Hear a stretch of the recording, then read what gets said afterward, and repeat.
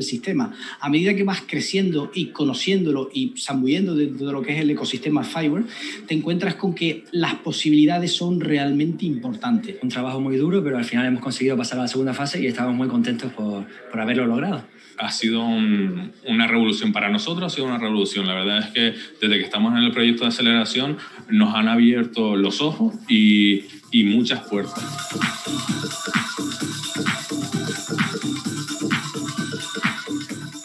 Las empresas seleccionadas para la fase final de FIMAC representan a las islas de Fuerteventura, Gran Canaria, Tenerife, La Palma, Azores y Madeira. Ya hemos terminado el FIMAC de este año, estamos todos muy contentos. Al final, en vez de 4 empresas, han pasado 6, porque los proyectos son tan impactantes y han tenido tal desarrollo que hemos querido potenciarlos a nivel internacional y europeo. Desde la isla de La Palma estamos muy contentos porque una de las empresas seleccionadas es de las nuestras, es Grafos. Estamos muy contentos porque desde el principio ha seguido un trabajo muy meticuloso y con mucho detalle con respecto al FIMAC, igual que las otras seleccionadas que hemos tenido la oportunidad de conocer hoy al detalle, y van a realizar un trabajo en Canarias desde las Islas Menores, que es lo que poco sabemos, porque una de ellas es de Fuerteventura, viendo que no solo es Tenerife o Gran Canaria, sino también tenemos Fuerteventura y la isla de La Palma. Y esto nos abre las puertas a un segundo FIMAC. Nos presentamos para la siguiente convocatoria y para el desarrollo de las e-hubs, que será la continuación de lo que tenemos hoy en día, que acabamos de presentar hoy aquí en Tenerife, en la Facultad de Económica.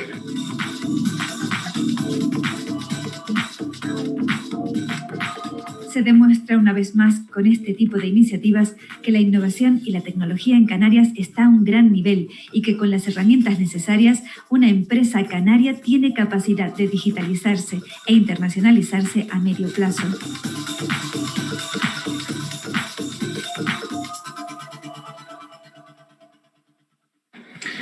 Hola, ¿qué tal? Bueno, lo tenemos todo preparado, ¿eh? Lo tenemos para el próximo 16, 17 y 18 de junio. En Infracar Gran Canaria tendrá lugar el Fiware Camp. Veremos de todo, o sea, a nivel europeo, veremos las últimas tendencias en Fiware, veremos en emprendimiento, en innovación, en financiación, interesantísimo. Y si eres un empresario, si eres autónomo, si eres estudiante, te interesa. Así que te vamos a dejar el link aquí en la descripción. Y nada, inscríbete. Nos vemos.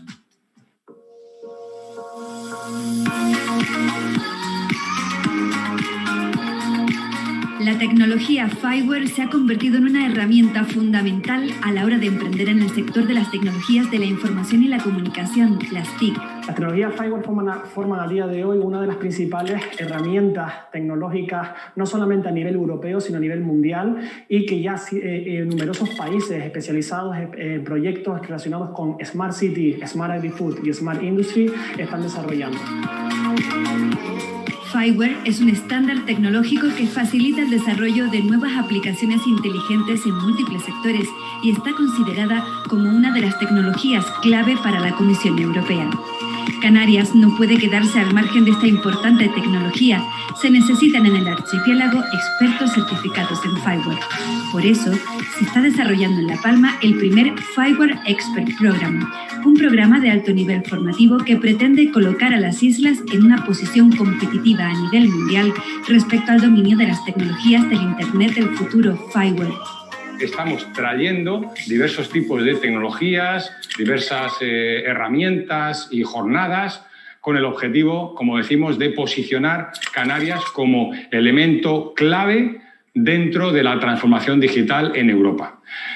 Una de estas iniciativas es el Fiware Expert Program, el primero que se va a desarrollar en Canarias y que tiene que ver con las tecnologías de Fiware que tanto impacto están teniendo en Europa. El Fiware Expert Program es una iniciativa pionera de formación que se realiza en la región de la Macaronesia. El objetivo fundamental es lanzar un programa de formación de alto impacto que permita a las empresas de la región de la Macaronesia, Azores, Madeira y Canarias principalmente, a desarrollar conocimientos para formar parte del catálogo de expertos en tecnologías Fiware. Para nosotros se trata de un programa de gran interés que nos va a permitir desarrollar desde la isla de La Palma un programa de formación de alto impacto para capacitar a nuestras empresas palmeras en el uso, en el dominio de esa tecnología, de ese Internet del futuro a través de la tecnología Fiware.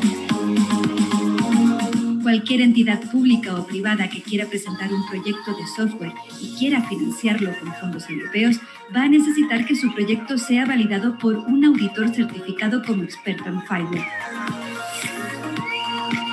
El objetivo fundamental de este primer Fiware Expert Program es formar y capacitar a los expertos en esta tecnología que pasarán a formar parte de la comunidad internacional de auditores homologados, pudiendo prestar sus servicios en cualquier lugar del mundo. Sin duda, forma parte de una oportunidad única para nuestra región, para el proyecto y para las empresas de la aceleradora FIMAC.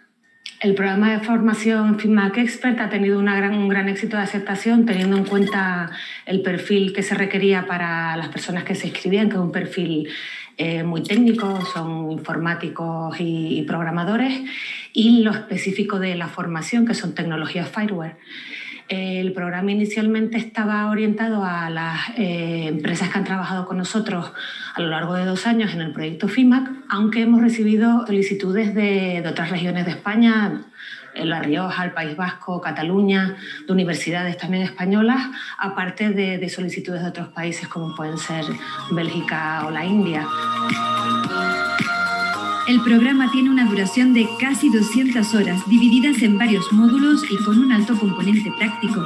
Al finalizar el programa, los asistentes recibirán la certificación oficial como expertos a nivel mundial por parte de la Fundación Fiware. Estamos proveyendo una metodología individualizada, proveyendo de todos los materiales, tanto a nivel práctico como teórico, como trabajos en grupo, para que todos los candidatos del proyecto FIMAC sean unos grandes estudiantes y potenciales certificados en el próximo examen de Fiware Certificate. Toda la certificación se está basando en toda la regulación definida por Fiware Foundation, yendo desde los cimientos de la diferente tecnología involucrada por la Unión Europea hasta los diferentes casos de uso práctico que puedan habilitar una economía digital, tanto en las Islas Canarias como en Madeira, Azores, como en el resto de Europa. Este programa formativo cuenta con una gran valoración por parte de los participantes. Son 20 personas procedentes de empresas de la Macaronesia, Canarias, Azores y Madeira. Esta formación como experto en el Fiware Program creo que es una excelente oportunidad para nuestros intereses.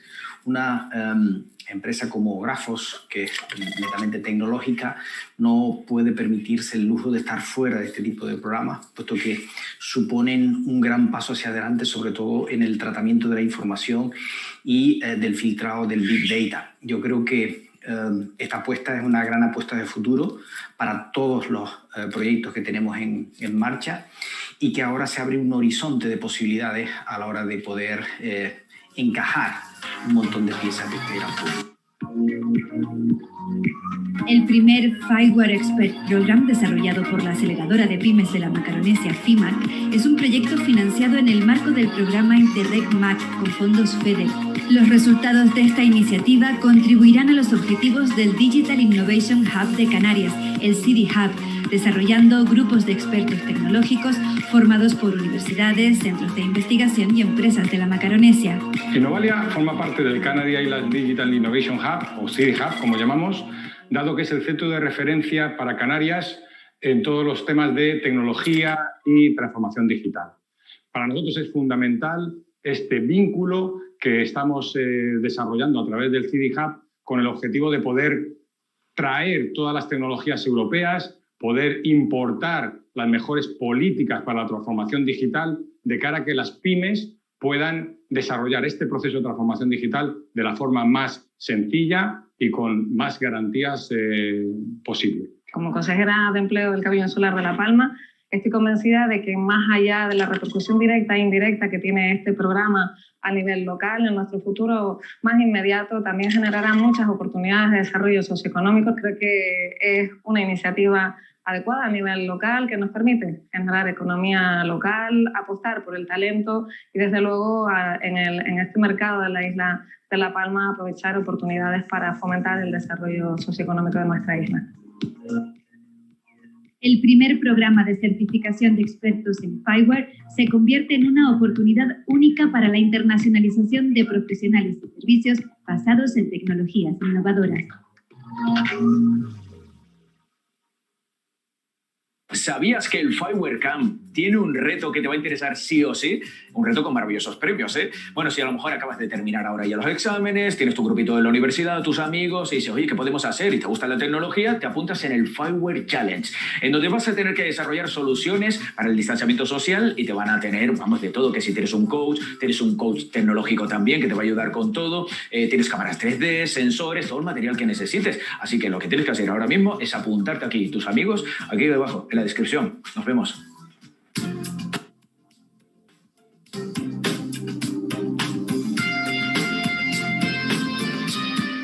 Recientemente se celebró en la Universidad de La Laguna la jornada Digital Innovation Challenge, Retos de la Innovación Digital.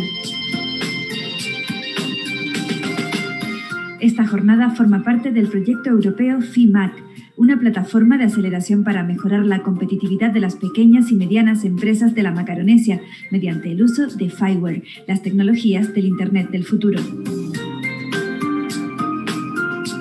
Se trata de un proyecto liderado por el Cabildo de La Palma junto a la Asociación Innovalia, la Fundación General de la Universidad de La Laguna, el Madeira Interactive Technology Institute y la Fundación Ciencia y Tecnología y la Cámara de Comercio Punta Delgada de Azores. Cuenta con la financiación del programa Interreg MAC de la Comisión Europea. El evento y el proyecto tienen una doble importancia, por un lado porque nos une a las regiones vecinas de la Macaronesia, pues también a contribuir a la internacionalización de nuestra economía, y por otra parte respecto a lo que es la temática del evento, que es la innovación digital, donde el Gobierno de Canarias apuesta claramente a través de la Consejería de Economía, Industria, Comercio y Conocimiento y la Agencia Canaria de Investigación, Innovación y Sociedad de la Información, que tiene también muchas líneas de ayuda y muchas acciones destinadas a fomentar y acelerar la implantación de tecnologías digitales en nuestras pymes. Ya no es un capricho, sino es una necesidad. Todas las empresas tienen que digitalizarse en todos los sectores, y eventos como este y iniciativas como el proyecto FIMAC pues contribuyen a que pues avancemos conjuntamente en ese desarrollo que tiene que ser acelerado. A través de procedimientos digitales estamos haciendo una expansión internacional de los mismos, trabajando cosas del medio ambiente, y que a través de procedimientos digitales se puede trabajar desde cualquier parte del mundo. Y en nuestro caso, por ejemplo, sería desde nuestras islas, tanto Madeira, Azores y Canarias, o tratamientos o expectativas deportivas o de información digital. Todo va un poco en esa línea. Es el inicio de una ruta, de una hoja de ruta que nos está marcando la Comisión Europea relativa a la creación de espacios para potenciar la transformación digital de las empresas. Y en este caso la universidad quiere participar, tiene una obligación en todos los aspectos de formación y de investigación, pero también es verdad que el impulso que en los últimos años estamos dando a la emprendeduría, a las capacidades de nuestros egresados de crear proyectos interesantes, pues creo que en ese tema la universidad y la fundación de la universidad están y estarán ahí.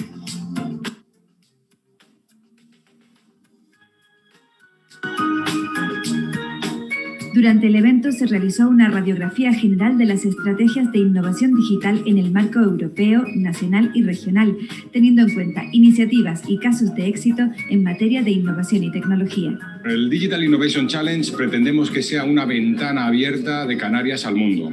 Vamos a ver tanto todo lo que está sucediendo a nivel europeo, y vamos a tener ponentes de distintos países de Europa, va a estar la Comisión Europea, vamos a tener una videoconferencia con Bruselas, vamos a tener presencialmente aquí a oficiales de proyecto de la Comisión que nos van a contar cuáles son las políticas y la estrategia europea en temas de innovación. Y no solamente Europa, sino también a nivel nacional vamos a tener ejemplos de empresas y de políticas que pueden facilitar en otras regiones españolas precisamente la transformación digital de las organizaciones. Y luego además vamos a tener ejemplos de aquí, de Canarias, donde vamos a ver cómo ciertas organizaciones ya están avanzando en este proceso.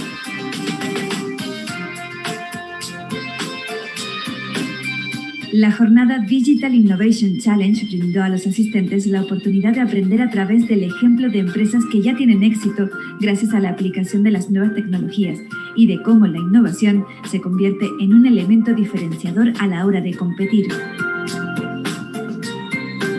Otro de los objetivos de esta jornada fue la introducción de un nuevo concepto, el Digital Innovation Hub. Es una ventanilla única que permite a las empresas acceder a todo el portfolio de servicios que les pueden ayudar a digitalizarse de una manera sencilla. Es decir, tengo un teléfono, tengo un sitio al que ir y pregunto primero pues, qué tecnologías puedo utilizar para mejorar mis servicios, qué problemas explico qué problemas tengo yo y de qué manera quizá otras tecnologías pueden ayudarme a solventarlos. O, por ejemplo, problemas que son bastante habituales por las empresas, como son los de formación de su equipo para poder utilizar esa nueva tecnología. O sea, renovar la formación de empleados o permitir que se especialicen en tecnologías que han ido surgiendo a lo largo de los últimos años.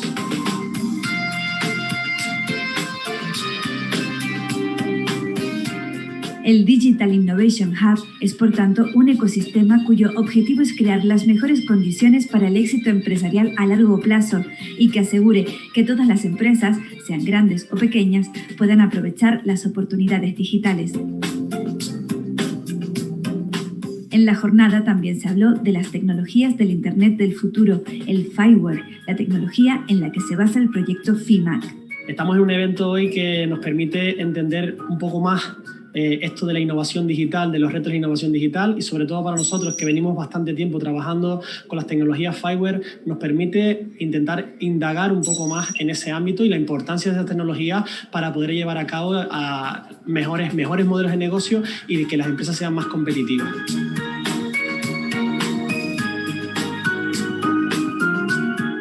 También se abordó la importancia de la digitalización y de cómo afrontar la transformación digital en la empresa y en la administración pública. Nosotros como Hub de Innovación Digital de Canarias tratamos de cubrir las necesidades desde el punto de vista de la digitalización, de la transformación digital, que como antes comentaba, no toca solamente la componente tecnológica, ¿no? Sino es ir un poquito más allá, ¿no? Adaptar nuestros modelos de negocio como empresa para utilizar esa base, esos canales digitales y tecnológicos y llegar de forma más competitiva bien a nuestro mercado o a nuevos segmentos de mercado, ¿no? En ese sentido, y partiendo de esa base, como Hub damos todo tipo de servicios relacionados desde lo que puede ser capacitación, formación, organización de eventos para tratar de crear ese ecosistema en donde todos los actores del ecosistema de innovación regional de Canarias puedan estar conectados y trabajar de forma conjunta y coordinada. Damos acceso a la empresa canaria al recurso tecnológico que se puede estar ofreciendo desde entornos como las universidades, los centros de investigación, centros tecnológicos, y a partir de ahí lo complementamos con servicios también de asesoramiento, de consultoría, de acceso a ayudas a la digitalización y bueno, todo lo que tratamos de complementar toda esa serie de necesidades desde el punto de vista de la legislación que puede tener la empresa canaria en múltiples sectores productivos de la economía regional.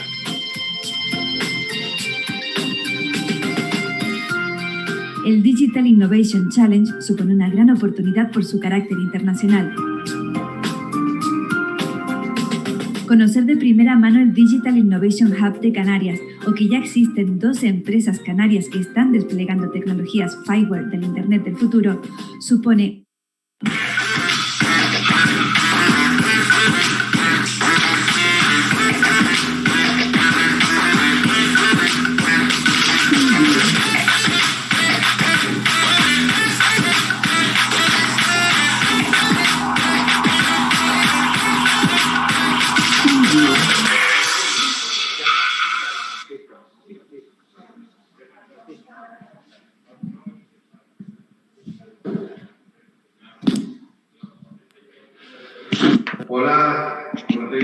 So good morning, everyone. So welcome to the second day of the Fiware Camp Gran Canaria.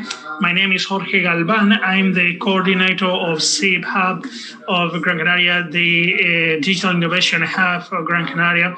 And I am pleased to moderate or to conduct this event today until 12 p.m. So before we start, I would like to thank the Society for the Economic Promotion of Gran Canaria and all the partners of the FIHub project for making this event come true, for letting this event come true. So we have world-class speakers, not only local speakers, but also international speakers. And today we will have information for different about different aspects, lines of action, technology and technological development on the avant-garde that will mark the future or the future lines of these strategic lines of digitalization, and also the funding at the European level for the next years. So yesterday we had an intense day focused on the Fiware technologies, with some projects that have evolved over time and have been established internationally. And today we have changed the topic. Today we will be dealing with the umbrella of the digital entrepreneurship, and with some mechanisms for support, not only for the financing, for the funding, but also to accelerate of innovative business projects linked to the concept of digital entrepreneurship concept.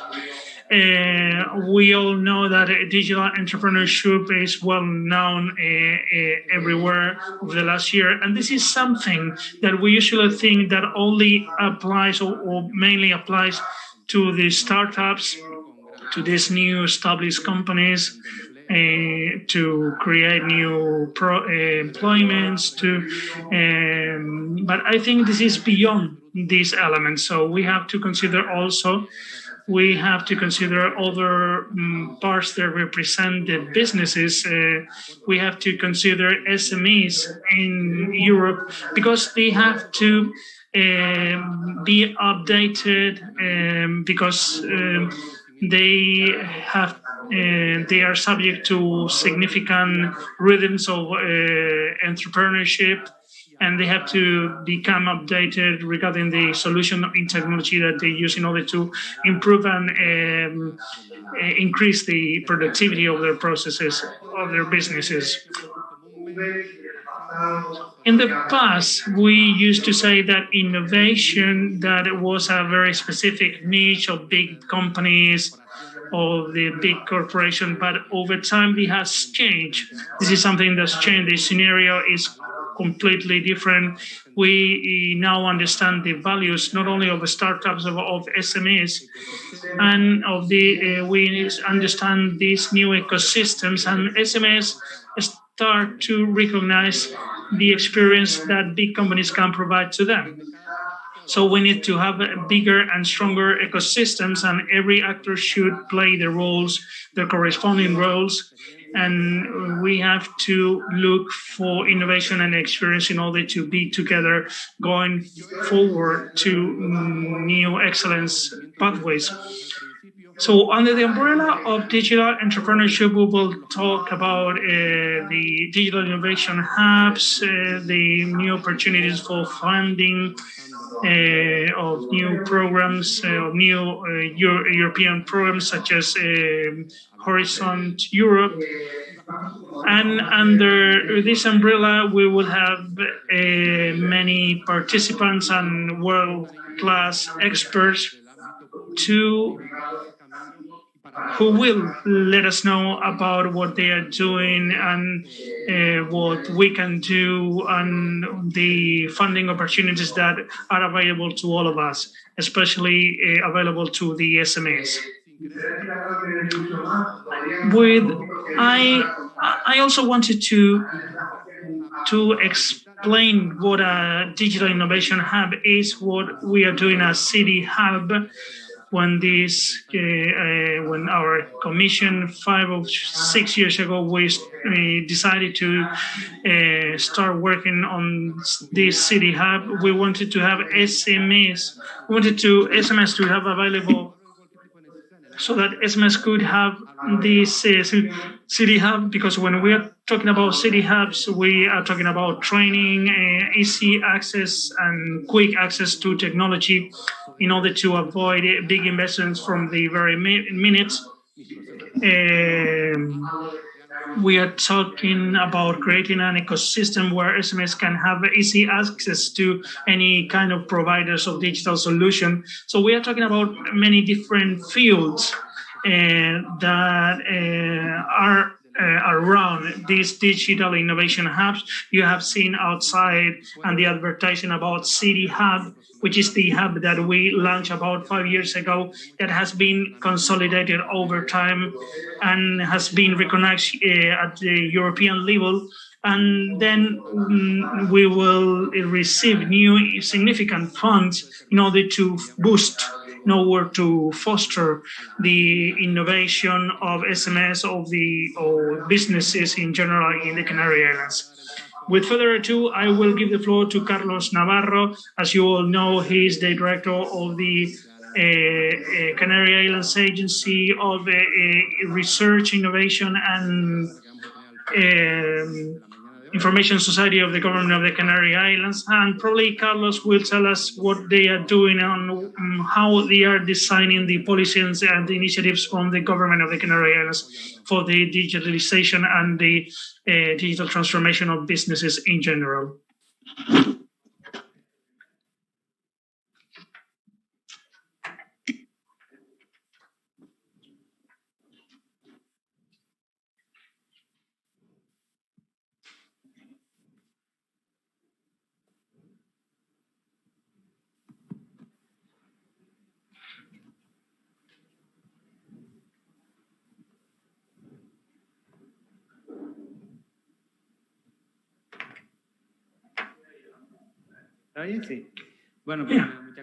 So thank you very much for being here today with us. So it's a pleasure, it's a great opportunity to be able to present this,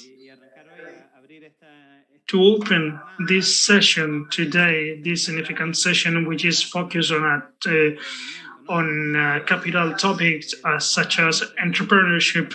So, and I would like to explain you what we're doing from the Government of the Canary Islands in order to boost the digital transformation of the islands. For us, especially for the CC, for our agency in the Canary Islands, this cross-sectional component of the digital economy is probably is critical, because we think this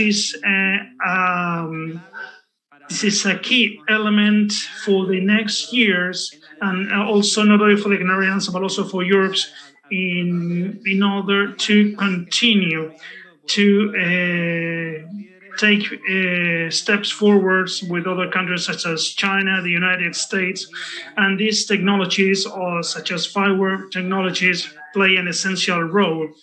And also because the main features of these initiatives are the features of developing this ecosystem, this entrepreneurial ecosystem, which is an essential value, and also to stimulate the open innovation, which is another cornerstone that we are working on.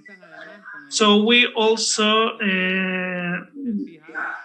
regarding FIHub, we also have these elements, not only entrepreneurship, we also are talking about the position of the outermost regions in Europe, of the Macaronesian regions, and we are also talking about this digital component. We are going for this digital component, for this digital transformation.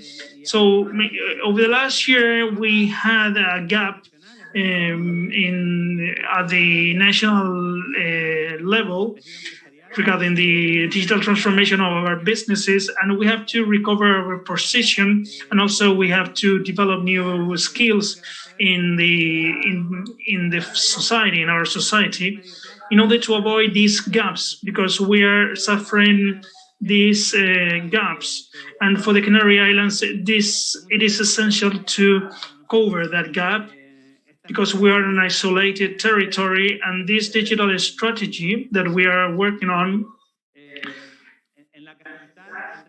is a strategy that we have to use in order to diversify the economy of the Canary Islands. If we do not have connectivity, which is essential today, connectivity is like the Roman roads in the ancient times.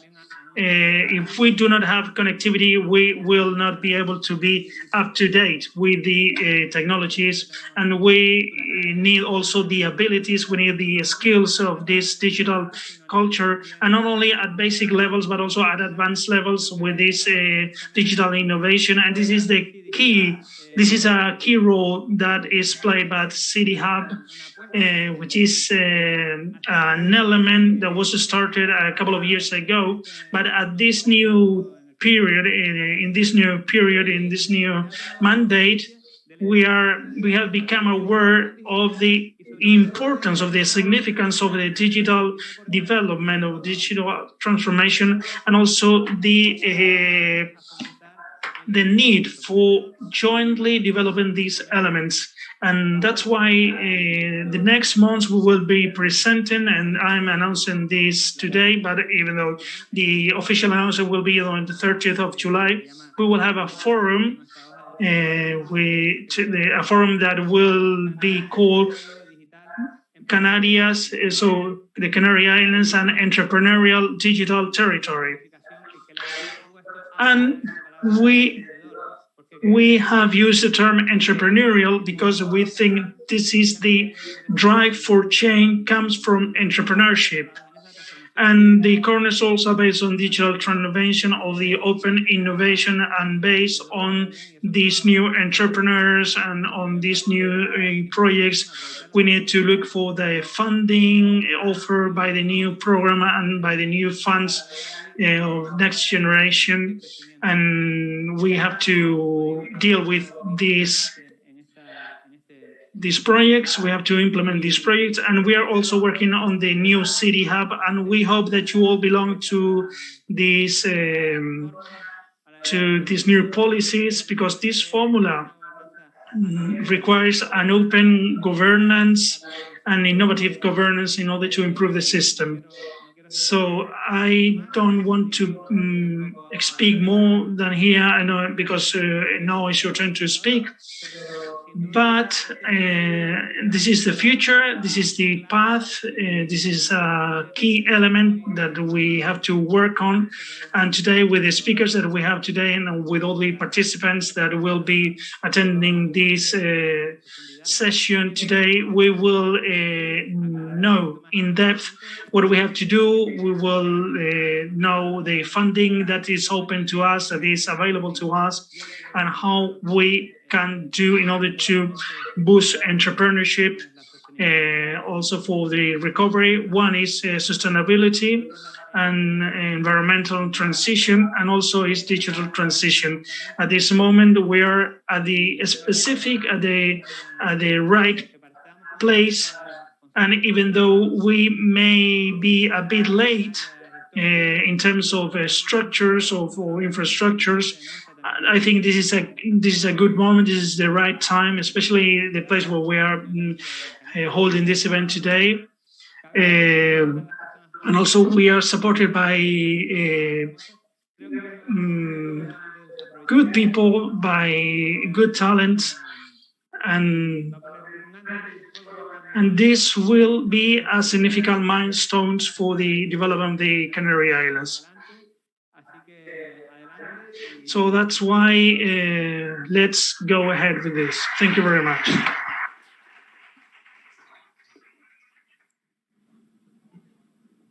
Muchas gracias, Carlos. So thank you very much, Carlos. I wanted to tell you that thanks for supporting this initiative from the very moment. From the very first moment. So we're in the Canary Islands, we are close to Europe, but also far from Europe. This is not easy to understand the nomenclature that they use, but so it makes no sense when you walk alone. It makes no sense. You have to be aligned and you have to be connected to all those new policies in Europe. Carlos understood from the very first minute what this Digital Innovation Hub was. He understood what we had done before, and we are already consolidating the activities we are carrying out in the Canary Islands, and also with the support of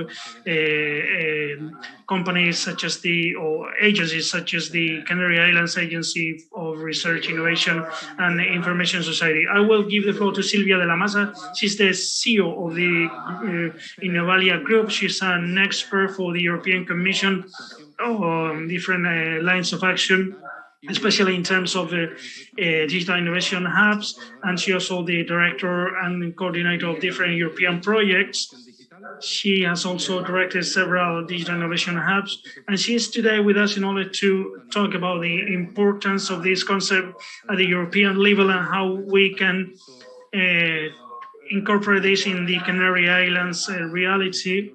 And she can also talk about the funding available in the European Union.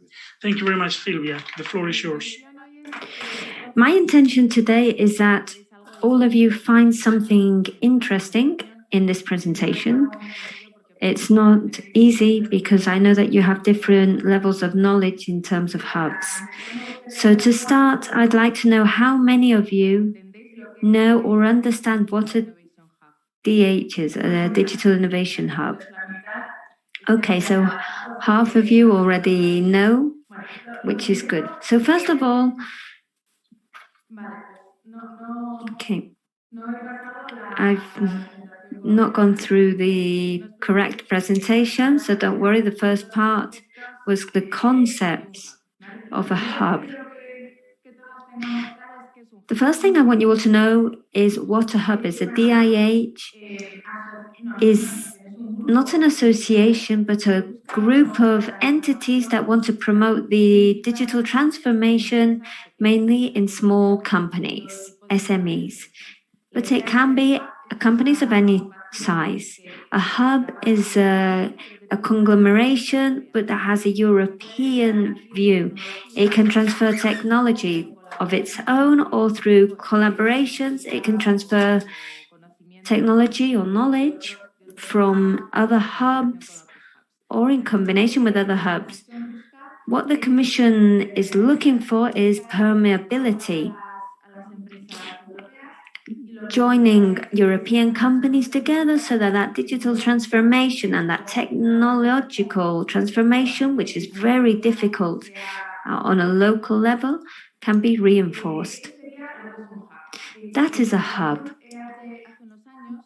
The European Commission back in 2013, 2014 started with the Competence Center, whose aim was to define a type of entity that was transferring technology.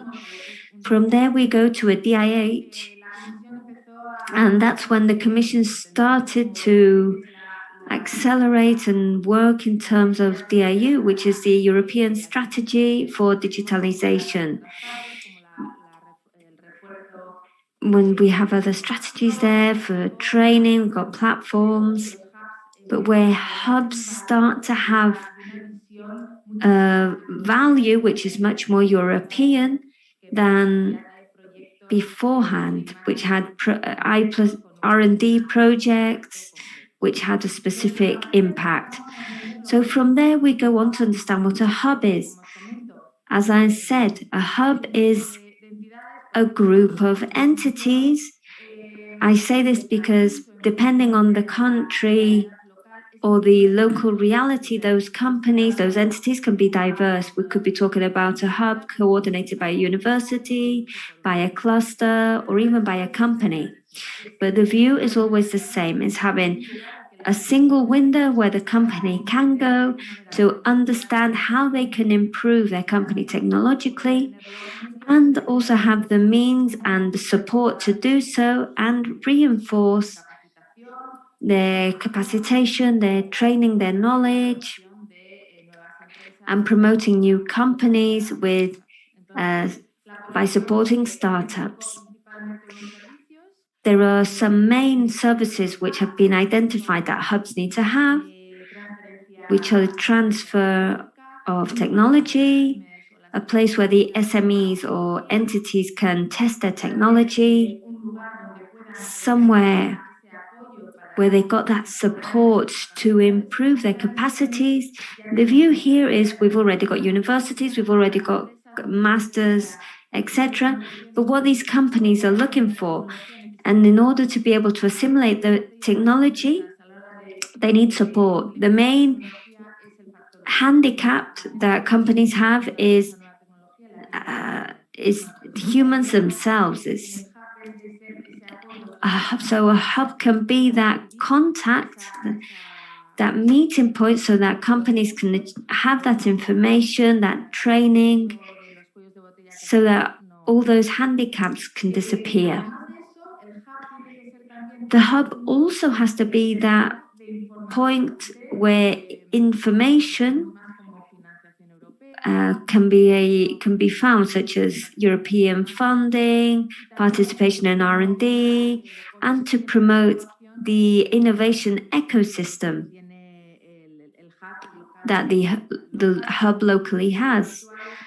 Normally, hubs are supported locally or regionally based on the type of hub. Some maybe have a more national view depending on the type of technology they use. In Spain, for example, what we're seeing in cities are hubs which have a regional approach. This makes sense. One of the reasons this makes sense is that a hub aims to support local developments.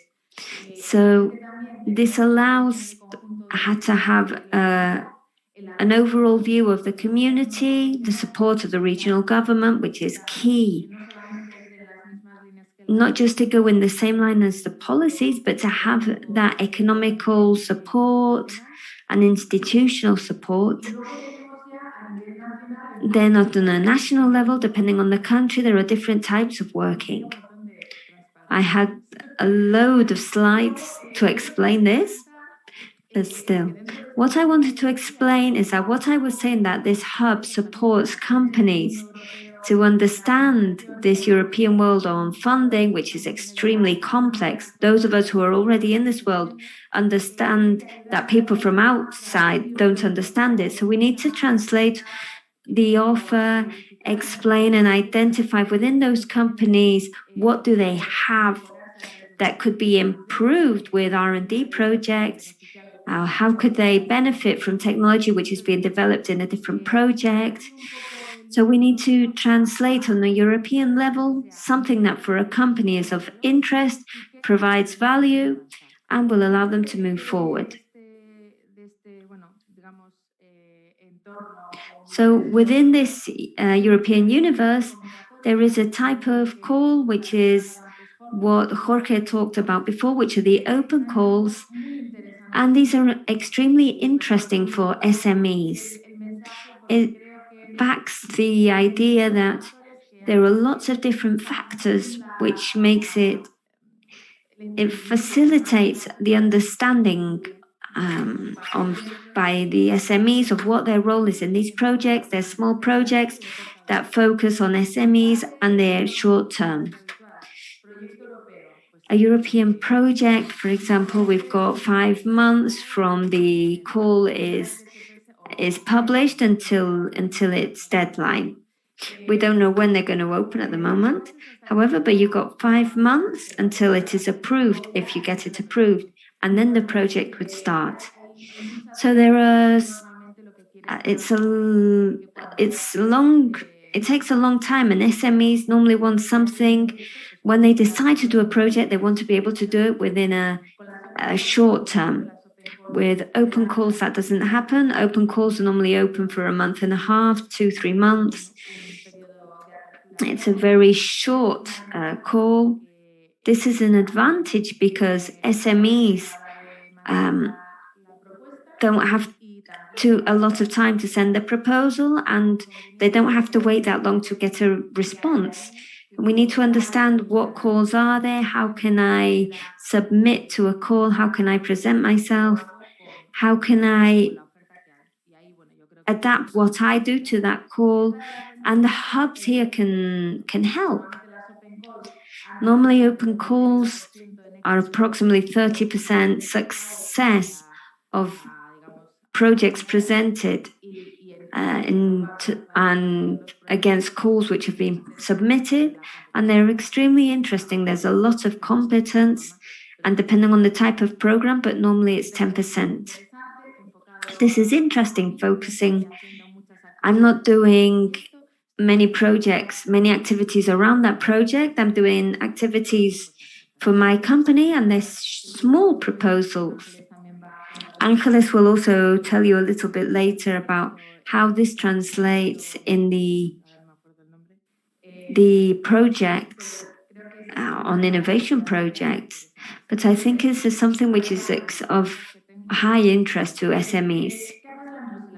So what's happening in Brussels? Brussels said, okay, we've got this concept of hubs, and we want Europe to move forward to be on the map in terms of SME technology.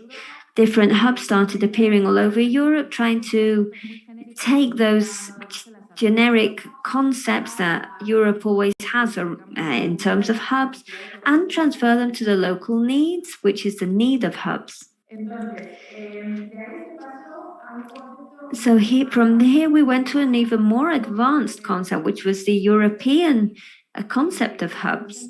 The aim here was to take all those hubs. There were over 1,000 hubs in the whole of Europe, and we want to identify the hubs which are pioneers,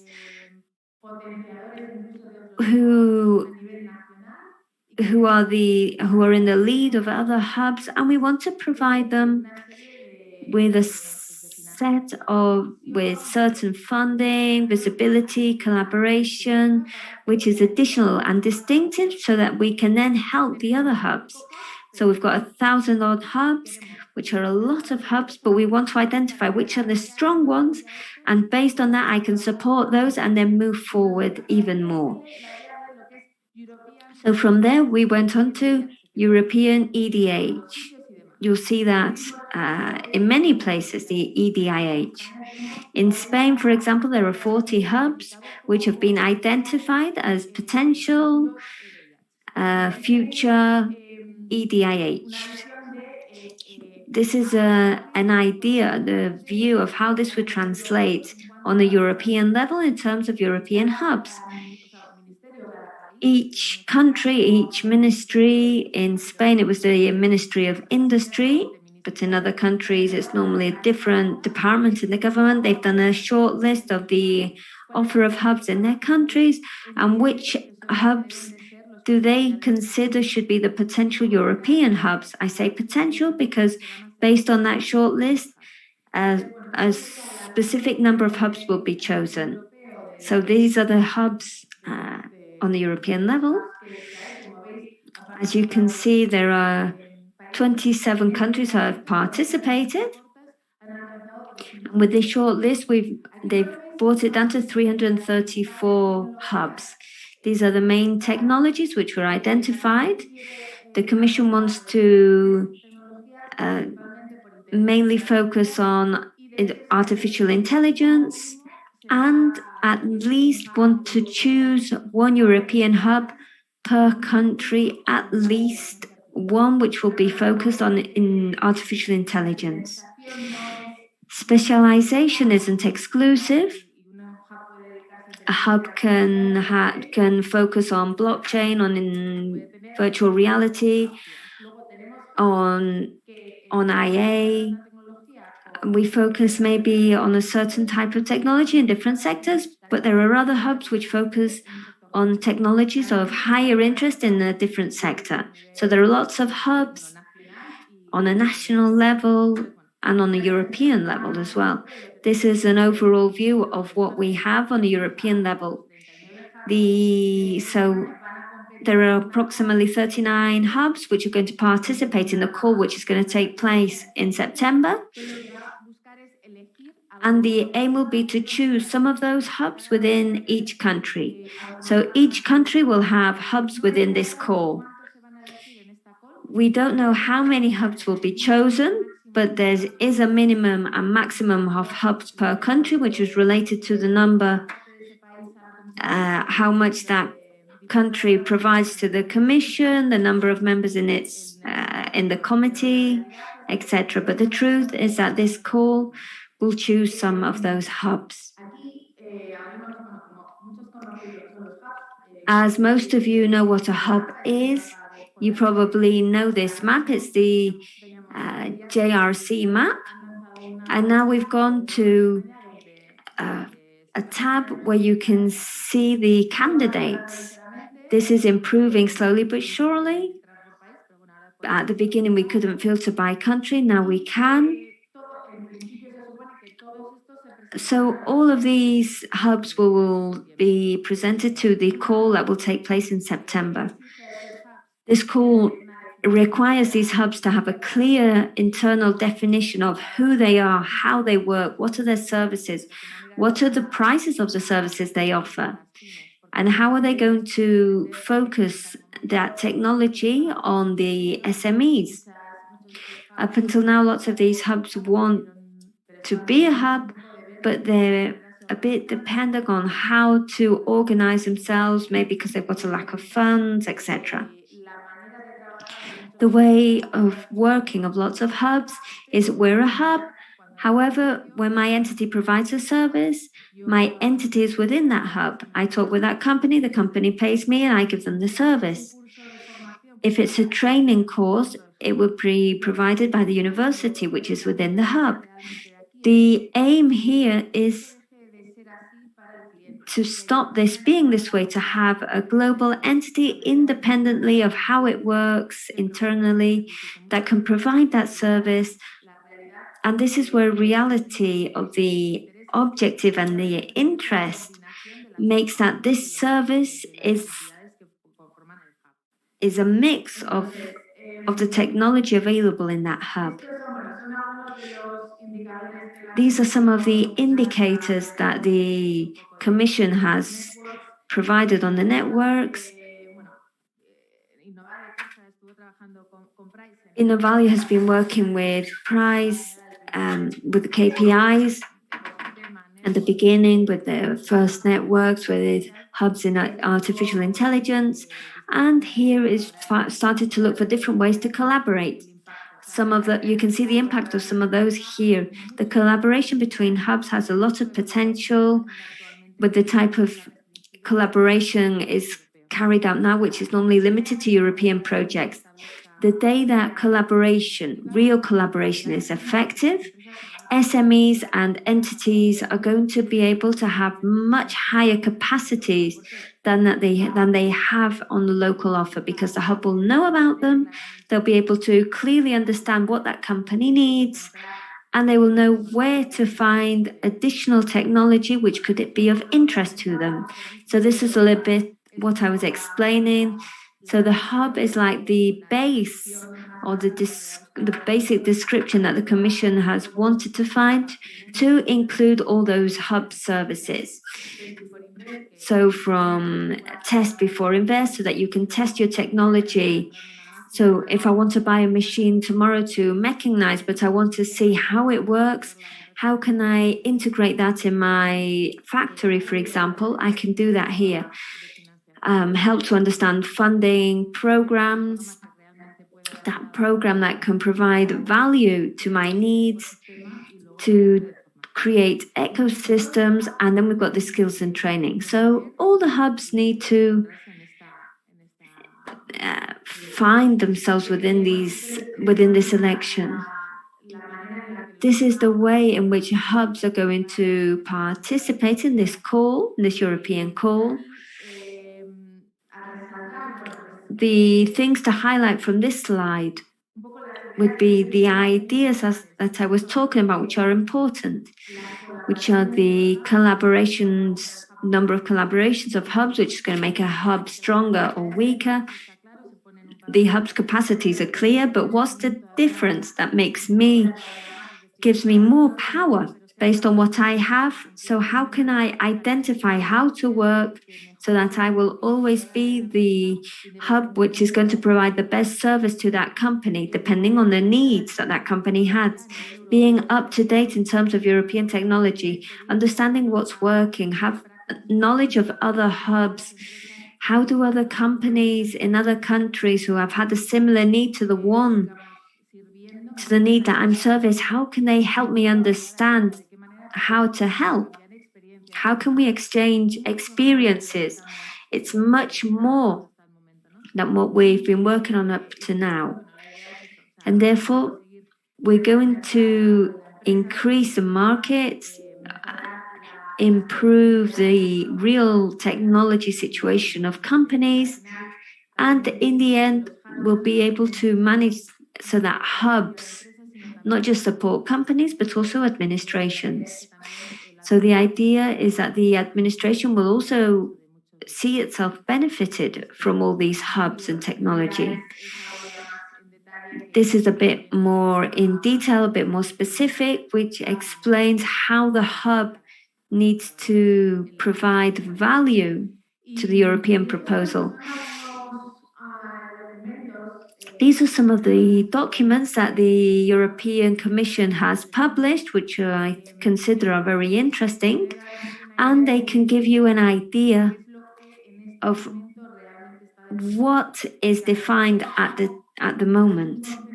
The idea of a hub is something that has been evolving extremely quickly over time, up until the point that in the last anything that you've learned in the last 6 months is probably already obsolete. There are lots of projects in Europe working with hubs, and this means that we could take as valid one definition or concept which isn't exactly the concept which we should be understanding. So these are some of the references.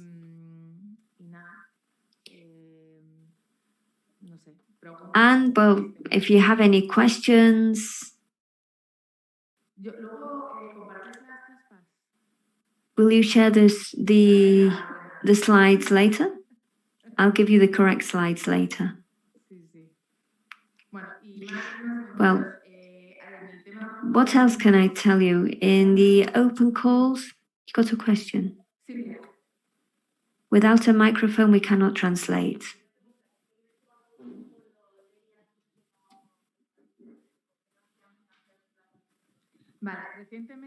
Okay, so recently the European Commission said something to that regard, which is that in this call, for me, what isn't clear is that this call is clear, it finishes in September, etc. I don't know when the next call will come out. What is clear is that if you're not European, but you want to pay to become a European hub, you can be. It's also quite open in terms of the network it wants to create. It wants to create a network where the European hubs who have been included within the call will be part of this network. And in the last couple of months, they've said that there'll be a European hubs and hubs, simply because my point of view of European hubs is to provide potential to the hubs in certain countries and with similar technology that I may have in my country. It's not a network that's going to work in isolation from the reality of hubs. But the latest news is that the reason that it's going to be a limited number of hubs is the amount of money that they want to provide. I've not mentioned that, but this program on European hubs is part of a program called Digital Europe, which goes in line with Horizon Europe 2020. So it's not excluding. If you want to be a hub and you've got someone who will pay the money for you, then they'll allow you to be a hub. So I don't really know how that's going to work. For example, if I'm a hub or I submit my hub to this call, but I'm not chosen, but my regional government believes in my hub and gives me the money, then there's another call. Well, I'll say, as this one already has the money, I'm not going to include it because it doesn't make sense. I don't know how that's going to work. But that is what they've said in the last presentation, which was 1 or 2 weeks ago in Madrid.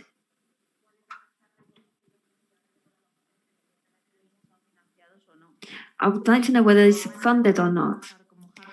Yes, but they'll be able to work as a European hub even though they're not acknowledged. That's the latest thing that was being said. I don't know what that means. As you've said, one thing is to be approved and another thing is not to be approved. But if you're already on the short list, that means in the eyes of the Commission that your country has acknowledged you with certain qualities that your country considers are of interest to become European.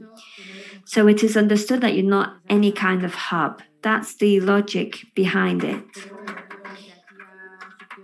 However, from here to September, that can change again. This information is from the 1st and 2nd of June.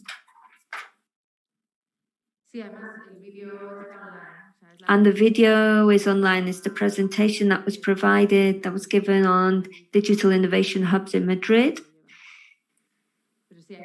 So there are things that still need further clarification. I would think that as soon as the call is launched and it's closed, they will have to have 2 days. You've passed, good. You've not passed, okay. So what do you want to do now? Do you want to wait for the next call? Do you have sufficient capacity to try to move forward? And as you say, it could be that you've not been approved, but you've got enough potential to move forward, could maybe participate within that network.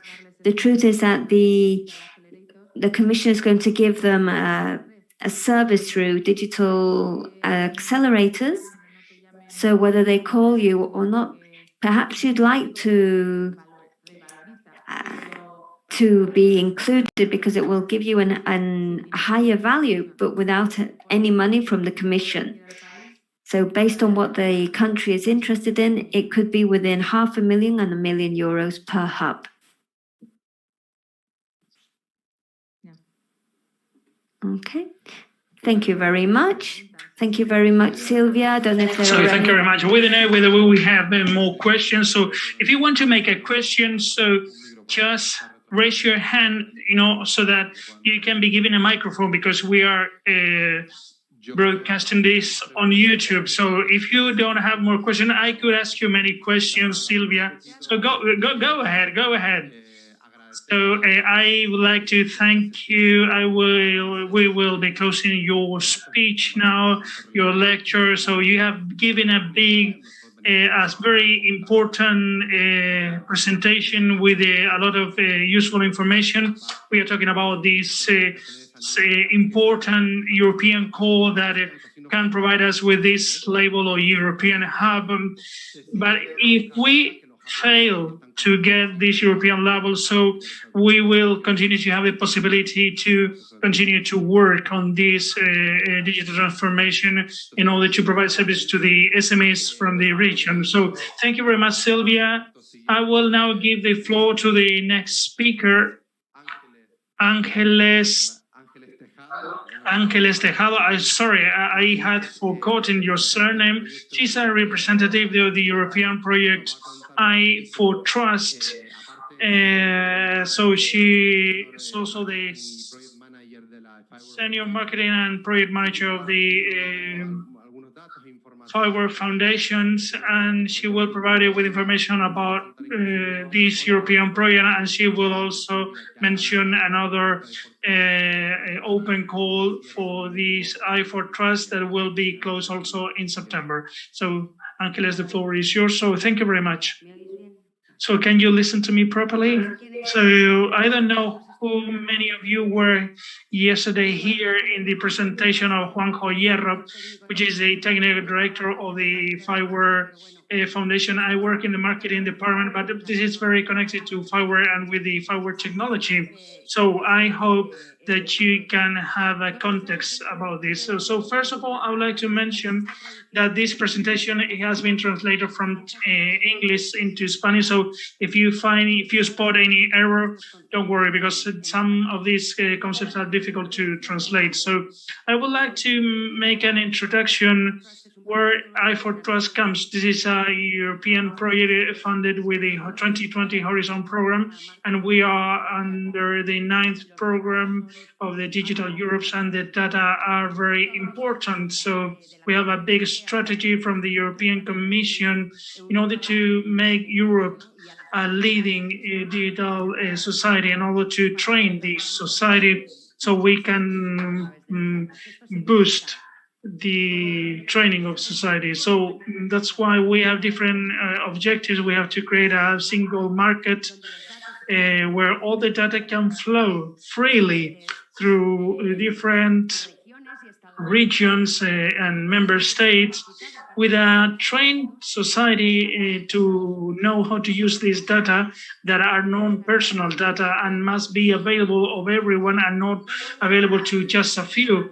So this strategy that we can summarize with these points, with these bullet points, so the Commission is striving to facilitate the exchange of data in order to transform to become a data economy, a secure data economy. So this requires some mechanisms. So the European Commission has implemented for the governance of the data with some regulations, with fair regulation and EC standards, some last generation tools and elements for the use of the data, more cloud computing capacity, and the users of the data. Talking about public administration institution and the universities. So when we say that everyone can use the data and market the data, and not so this data control. So the users of the data, the owners of the data, can be sovereign and can control how they are used and how they are consumed. And the last of these mechanisms, this is the last mechanism that the Commission is facilitating. These are some of the data provided in their own website, in order to consider the expectation for 2025 about the impact that this data will have, the increase of the data, in comparison to 2018. The value of the economy of the data in the 27 European member states, also the number of professionals working with the data in the member states, and also the percentage of the digital competencies. So what I4Trust is? So as I told you, I4Trust is a 2020 Horizon program that is very strategic for Fiware, because we want to position ourselves in the data spaces, which is these are vertical spaces in sectors, and the data freely flow. What does it mean to a company producing data? So you can be producing data or requiring those data, and sometimes you don't know what you can do with them. So those data can be recognized between them, so you can carry out interoperable operation, and you can monetize those data in a city for the benefit of for the profit or for the benefit of the citizen. But you can also use them in order to incorporate them in data markets. I4Trust wants to train the company how to market this data. Why? Because we are we're trying to establish standard data systems, and Fiware is experiencing the creation of real ecosystems. And in an iHub, you can see this very easily with the connection between the administration and the businesses and the citizens. Our mission is to foster the development of these services in different value chains, to help you so that you can create new value chains around this data between multiple sectors, and also cross-border between different countries, across different countries. And that's why I Trust is implementing in all the countries of the European Union. And we want to work together under the same umbrella of the Digital Innovation Apps Hub, and different SMEs and startups from different countries can work under this umbrella. So we look for a sustainable system, and our values are work in trustworthiness, data sovereignty, and also the so-called effectiveness, the efficient use of the data. The rest is open source Fiware. This growth that a community involves, and also innovation in the context of the community, of the Fiware community. I will not focus on the strategy because this is technology. I would simply mention that the bases that we are establishing for the data spaces are deeply connected to Fiware technology and to the components of iShare for the common mechanisms for the authentication because they have some contracts. They create the network of trust where you will always know who's using and how they are consuming your data. So these are data spaces using standard technology, languages, same languages, using the API of NGSI LD, and also with the possibility, as I mentioned before, of the creation of the use of a data marketplace and of publication services that are also compatible with the components of the building blocks technology. We are more than technology. We are an ecosystem where the digital innovation hubs play an essential role because they will tutor the SMEs that we want to reach for the experiments. So this technical support comes from the partners, and we have this they are experts in ecosystems, and they are also partners in many digital innovation hubs that are leading European projects. So this is another example of our main partners, of our main stakeholders or actors, SMS, data innovation hubs, and you can see all these partners around these data spaces. We are collaborating with many people, with many different people, and creating synergies with some with the International Data Space Association. They are main actors that want to position in this context of data spaces that we were mentioning before. So we have already some traditional agreements, such as the one that we have with TM Forum for the development of smart data models. And with other associations, I have just mentioned a few on my slide, but because they can have a relevant partner. But this is something that we cannot do without the collaboration of European projects or and with some startups that have already been accelerated. So some of the projects that you can see on the slide, Dataports, they are already using Fiware and Platoon. BD4 Energy is also there. Where can you find I4Trust? So we have our website, and we have the spaces on the community. So if you have some questions, I can provide you with the links, but the i4trust.org is the easiest website that you can remember. And then from there, you can find the community. We have a group, an initial working group with around 40 digital innovation hubs, and they are already working with us, and they will help us promote the open calls over Skype. Why do you have here these tiers? Because this community where we post news, events, partnerships, etc., this working group will be providing support on 4 levels of of assistance to the questions that may be raised by the SMEs. And we have 4 levels because we have a self-learning space, because we have virtual training, we have already training that we have already recorded.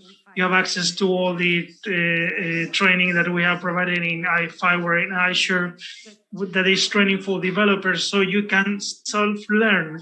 But then we have more specific questions that you can have about the technology, about the gate for applicants, about the funding that you can have. So we will have the ambassadors, such as the Fee Hub on Gran Canaria, where you, for any question that you may have in terms of business. And then you have the second levels and this third level when you have the engineers of the Digital Innovation Hubs, and also the experts of Fiware, such as Juanjo, Antonio, etc., that can provide you with assistance too. This is the big program. So this is the part of the open call, but the open call is very simple. But I want you to understand the context, because this is a 3-year program, but the Fiware is trying to become positioned here, because this goes beyond than the European program. We want this community of practice that we want to establish can operate in the long term.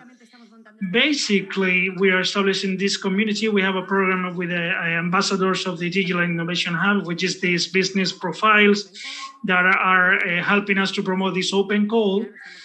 But we are also supporting in the communication to all of them. And we also have a mentoring program for the companies winning the open call. And then finally, we will have specific webinars that will tell you very specific topics about data value change, and we will have these webinars in order to teach you, because this solution should reach the market. These are the profiles that we already have. Digital Innovation Hub is helping us as an ambassador, and also we have another ambassador with engineers for the data exchange. These are the tiers in the case that you would like to check it. I haven't translated this into Spanish, but you can see that this is this is a sort of portfolio, and we can provide you with assistance at all levels. You know what cross-funding is in cascade funding, and now we have the framework program, but we are working with the Horizon 2020. These are projects receiving funding, and a percentage goes to fund third parties through calls. So this is what we call open calls, incorporating other participants, and these participants may come here for testing, for pilot tests, experiments, and we are carrying out innovation experiments. So this is very simple. So all the details about our open call can be seen in the gate for applicant, which is very big, which is very wide. So you can see how all what you need, how this is going to be funded. So we'll also launch 2 additional open calls. We have a 3.2 million for equity-free funding. The funding goes from 72,000 euros to 120,000 euros, because you have at least 3 SMEs, up to 6 SMEs, and the Digital Innovation Hub will be with these SMEs. That will be the Digital Innovation Hub will be assisting and mentoring. This will be doing. We are at this moment we are with the scouting of the experiments. We will scouting. We are filtering, because this is a complicated call, because the data are not easy to work on. This is not a filter saying you are outside or you are out. No, we have to check the information and to check the specific aspects. I will tell you why. I think Silvia mentioned this before regarding the Digital Innovation Hubs. And she also mentioned about the European Innovation Hubs. We need those who are in the catalog S3, the Smart Specialization Program. These are the mini consortiums that can apply for I4 Trust, can submit the proposal to I4 Trust. This is for you. What are the kind of experiments that they're looking for? So you can find that in the gate for applicants. So these experiments have to improve how to improve existing processes or create innovative services with the exchange of data using I4 Trust technology, and if possible between vertically. This is the Bible, and I will not mention. You have to use Fiware technology. You have to share. You have to use digital twin data sharing, and that's why we are using this data trading. So this you can start with a technology readiness level 3.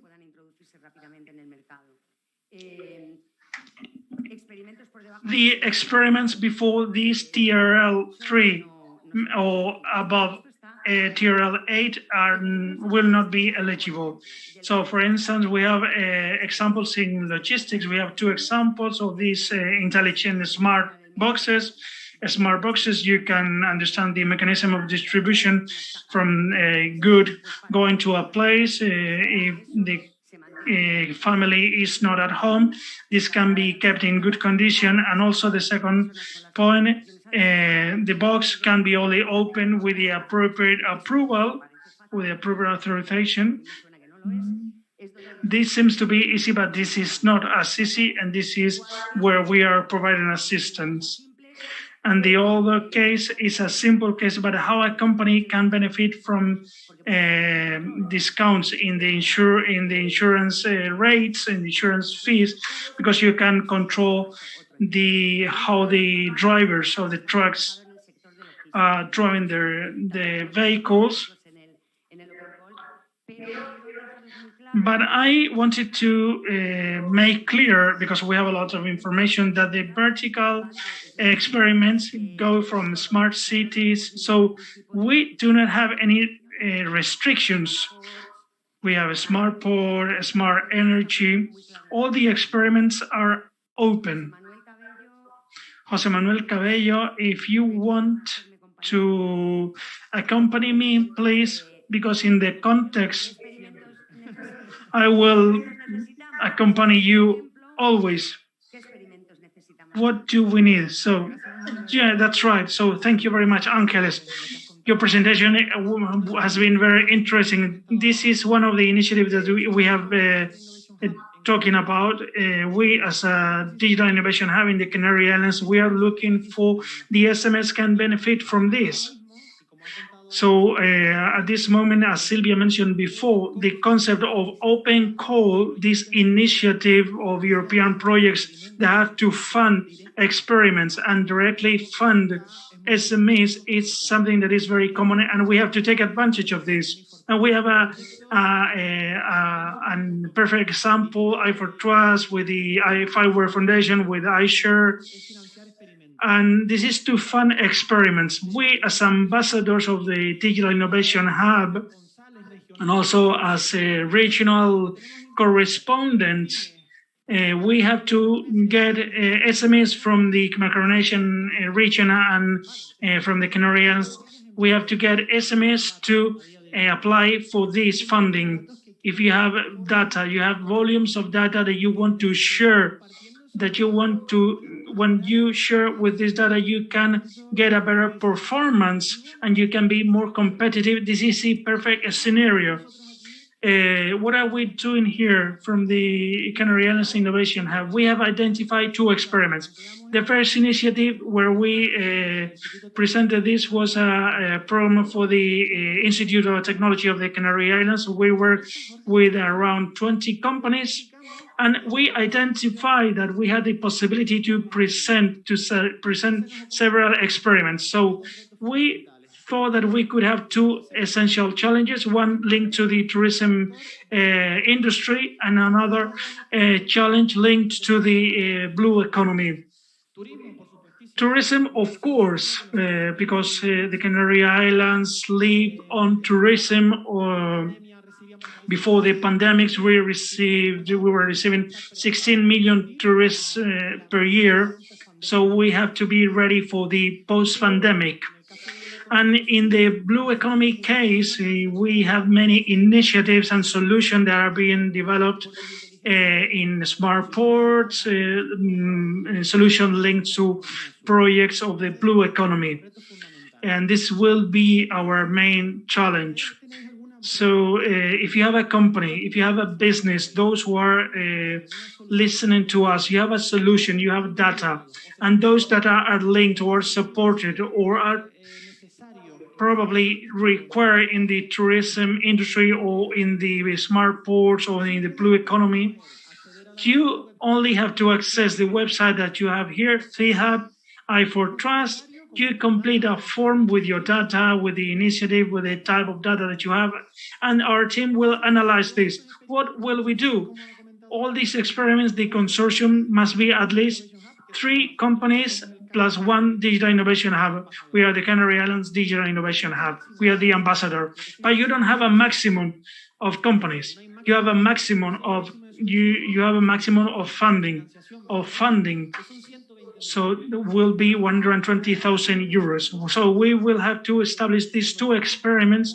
When I say we have to establish 2 consortium with experiments that can share data, and those data must be useful, and there must be cases of success at the European level. So we will submit this call that will be closed on the 30th of September. And those companies interested in this can contact us, can tell us what the project is, the type of data that you can use that may be useful. And in July, we will establish to prepare the joint proposal, and then we will submit this in September. And then in September, we hope to have good news in September, and probably we have an experiment in the Canary Islands that may work and will be developed over the next 12 months. So apart from this, as Angeles mentioned before, for those companies that may say, well, I have some data, but I don't know what NGSILD is or what you're telling me. So next week on Monday, sorry, I don't know what happened before with the texting. So I think we had so this is very important. So if you want to tell you, so next week we have digital training. What does it mean? So if you don't know what Fiware is or what data sharing is, we will have a training from Monday to Friday, and we will provide you intensively with training for 2 hours per day, 2 or 3 hours per day. I think 3 hours per day in the afternoon, because it is very intensive.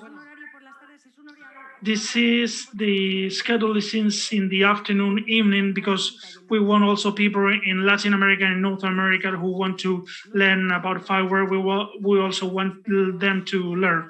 We want to have all the technical experts from Fiware. We will have Alberta Bella. So this is a great opportunity. This is a very good time, at a very good time, a very convenient time. And this that you cannot see, on the same day, on the 22nd, we will have a webinar about the open call. This will be in the morning, and I don't know why we cannot see this properly. In any case, they will not collide. The time will be different. So all the information about the open call, you have in this on I4Trust, on the City Hub. We have published this in Spanish for those who want to read this in Spanish. We will be acting as translators in order to reduce this barrier. So this is an initiative, and we want to have an experiment to be a tractor to get traction. And so I invite you to participate. Thank you very much, Angeles. I was asked before, some companies are interested in participating, and they asked me if we participate in the training session, will I get a certificate? I don't know whether Fiware or iShare. Yes, we have two different things. So I will provide you with my card. So I know this is a bit complicated, but this is important. So you have all the information on the website, all the links.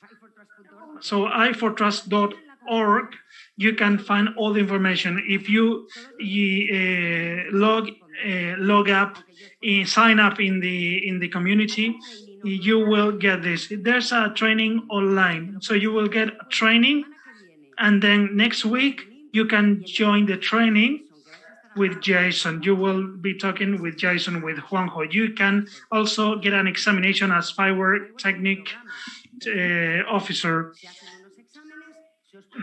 There are exams, you get your mark, and you get your certification in as Fiware experts.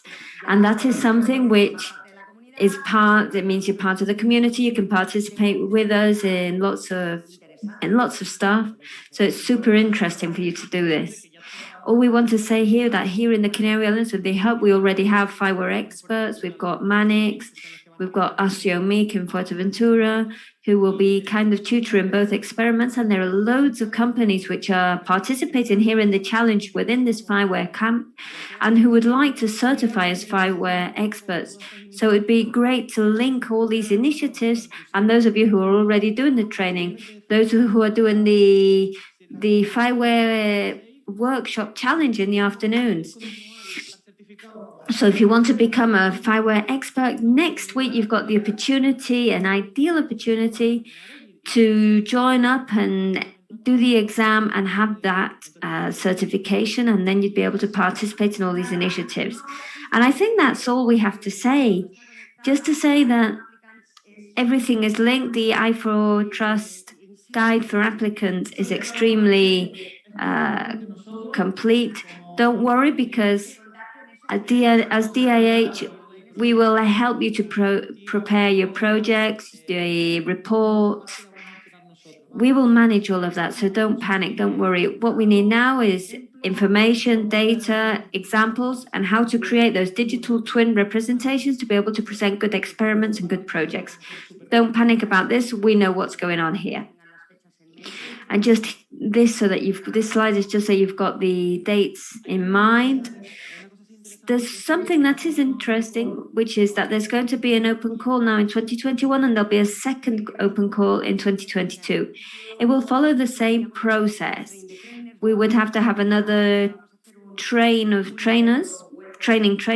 We'll do a welcome camp in September, so we're going to be with them a lot of time. The digital hubs, correct me if I'm wrong, I think you can lead different applications. A digital innovation hub can have different proposals, and that's it. Yeah, I think that's something that, depending on whether you can present two projects, and maybe you get one approved. So on that part, just to finish now, in that folder that you got from the event, if you turn it over, you've got the website for iFortrust. If you've got any data for the tourist sector, for smart ports, Juanjo's our leader on smart ports here. If you've got any data on blue economy, sustainable economy, we will analyze all of this, and you're invited, more than invited, to become part of our community and to join us. And if you've got anything from higher levels, I don't know whether you've got any question, and that's it from me. So thank you very much. A round of applause. Thank you. Muchas gracias, Ángeles. Thank you very much, Ángeles and José Manuel, for the information that you have provided us. I would like to join myself to this. Make the most of these open calls because they're a great opportunity for funding that, although they're not new, they've been working out for quite some years. However, they're still quite unknown, not just for companies, but entities which are active in European companies who are unaware of these open calls, and they're much more accessible for companies to create experiments, adoption, the development. If you've got a digital solution or you're an end user using those digital technologies to improve internal processes, and this is a clear example of that within the Fiware camp with its open calls, and it's got the particularity, as has already been said a couple of times, that you need to go in a consortium with an open hub, because it could be that the SMEs or companies can join individually, but here you can make the most of the different fields and all the information that's available through information hubs. So thank you very much for placing the tables and the chairs, because now I'm going to call you one by one, okay, to our round table of the day, which is going to talk about everything that we've been talking about this morning from different points of view and profiles that we have here today from the government of the Canary Islands, the University of Las Palmas de Gran Canaria, and then we've got 2 success cases of Canary Island companies which have an international projection, which is quite interesting, which we'll talk about briefly now. So let's start this table, which is going to be moderated by Silvia de la Maza. Silvia? We have Carlos Navarro, who was with us this morning from the Canary Islands Research and Investigation Agency.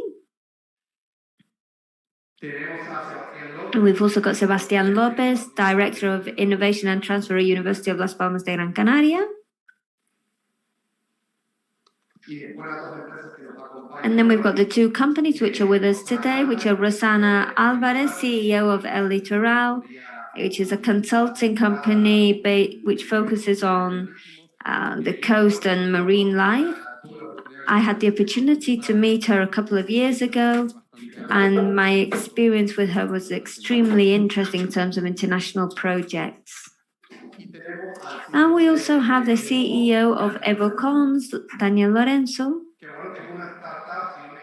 It's a startup that was created not long ago, in 2018, which works for architecture and the building field and aims to develop and commercialize state-of-the-art technology within robotics and 3D applications in concrete for buildings.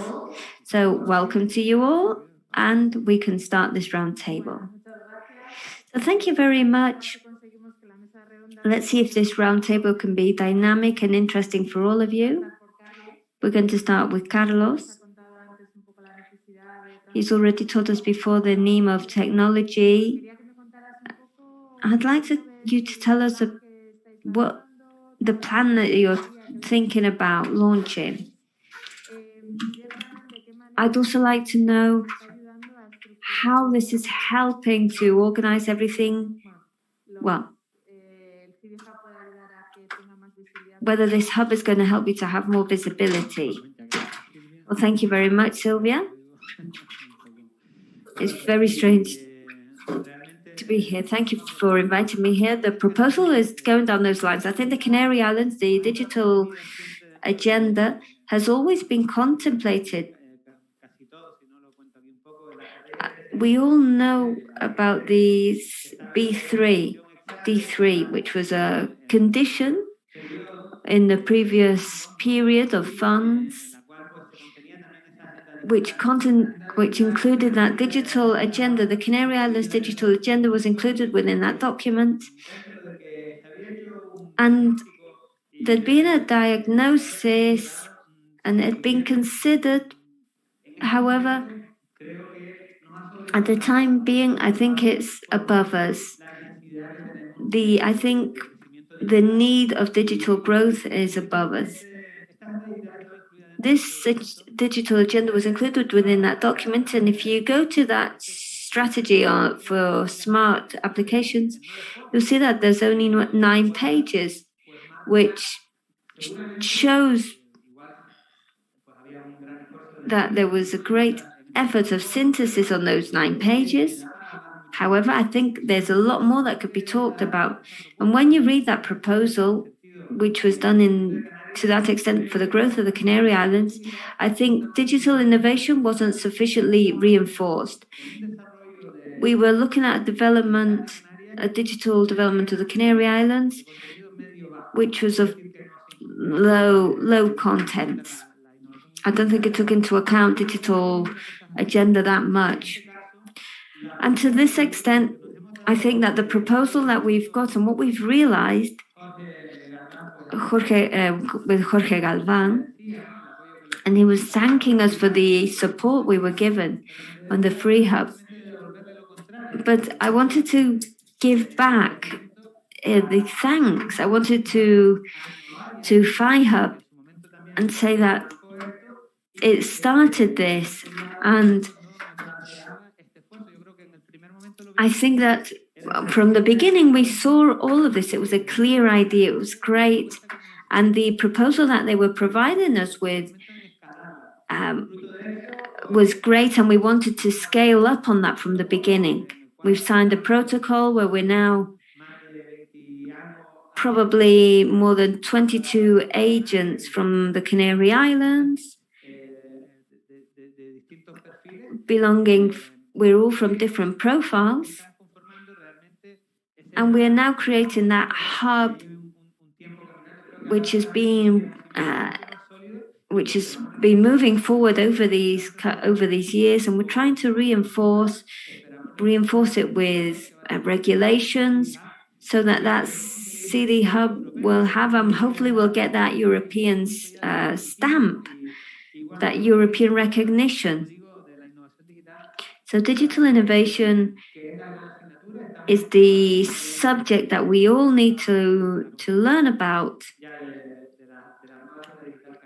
And the Canary Islands digital agenda will hopefully be ready by October.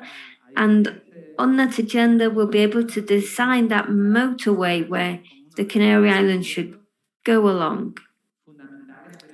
And it's key to remember, we should not forget that technology is key for the digital growth and transformation, to close all those ties and all those handicaps that we have in the Canary Islands with Spain and the rest of Europe. And for the first time, I think we're the protagonists of doing something coordinated and something great from the Canary Islands. So, Carlos, you think there's lots of opportunity? Yes, I would say yes. So our main concern is to see how we can assume and manage all the funds that will come to the Canary Islands, and not only to take advantage of this and to use them, but also to make a good, efficient use of them. Because the worst thing that could happen, so the previous crisis, we had a cut in funds, but now the responsibility is higher, because if you do not bet, if you do not invest money in this, but if you do not make a good use, the damage would be even worse, because we have a significant responsibility. We have to have good projects. We have to coordinate properly. And I think in other elements, so the effort that we are all making, using a face mask, getting our vaccines.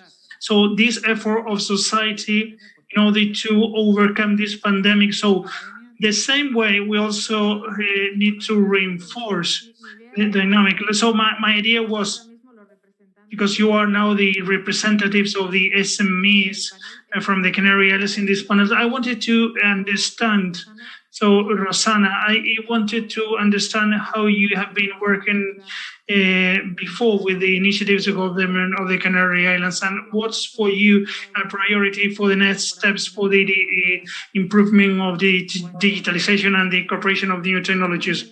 So initially, our company is an atypical company because it is based on knowledge, but on knowledge on the about the marine area, about the marine space environment, and we are specialized in all the parts of the sea. We are specialists in the biological part, in the physical part of the geological part of the sea. So from from the very beginning, so we were fortunate to have very close to us to have the Canary Islands administration close to us with the development of the research and innovation and development and innovation. And we have to improve knowledge on a daily basis. We have our company is about 12 or 14 years of age, so we are not working the same way that we were working when we started, when we first established our company. And also for the internationalization, as Jorge mentioned before, we have already been able to export our services. We have to provide our value when it was useful in other regions, in other places. And we have been also supported by the administration. So I would like to talk about the gaps, about the social gap, but there's also an environmental gap. And we have also had the assistance and the support of the administration. And this environmental gap, this is where we want to work on in order to improve improvements from the technological point of view too. We also work on analyzing how the marine environment is, sometimes related to the preservation of the sea, to some works applied to the sea. We have already joined the research and development projects, and we have also have national and European support in order to carry out these environmental follow-up with drones, with cams, and so now we use remote sensing or using our transported cams. This was partially an idea for improvement, also supported by the staff and also with the support, with the financial support of the administration. So thank you very much for telling us your experiences. Lorenzo, what could you tell us about your projects? Our company has a different profile because we were established in 2018. It was an industrial innovative project. We wanted to implement new technologies in the construction sector industry and also to improve the environment, because this is very important from the sustainability point of view. We have also received the support of the public administration. We established our company in 2018, and then we were looking for funding, and we also received the support from Assisi, and we were seeing other open gates, and probably we are a case of success, and probably these initiatives are trying to cover all this spectrum with the digitalization, and I think more funds are required, and I hope that many other technologies can come to the Canary Islands and can be established here. I think in our case, we have an international projection that is very important because our project is also thought or conceived in order to cover the lack of so you work 3D, you use 3D design, so we have the equipment and with the 3D printing using concrete, we build houses using these 3D technologies. This is a big difference between other technologies you use in the world, and you will also use robotics So we built the house fully in full. So so our project was very industrial project. It was very ambitious. That requires a very high investment, and it's very important that our project can be a house, can be used in the Canary Islands. And finally, I would like to know your role. We have the institutional part, and we also have the company, and we also have the knowledge. What's your idea about working in a collaborative manner within the programs, because you also have a key role? Yes, that's right. So I would like to thank the university for inviting us to participate in this event. We firmly believe that we can and we must play a significant role in the innovative area in the Canary Islands, because I would like to show that the platform that is behind this event, which is the Fiware platform, this started through an action from the European Union within the 7th framework program. This was not a single action, this was a PPP, a public-private partnership collaboration. And this is when this platform was successful. I think this is a significant drive for success, the collaboration between public and private entities.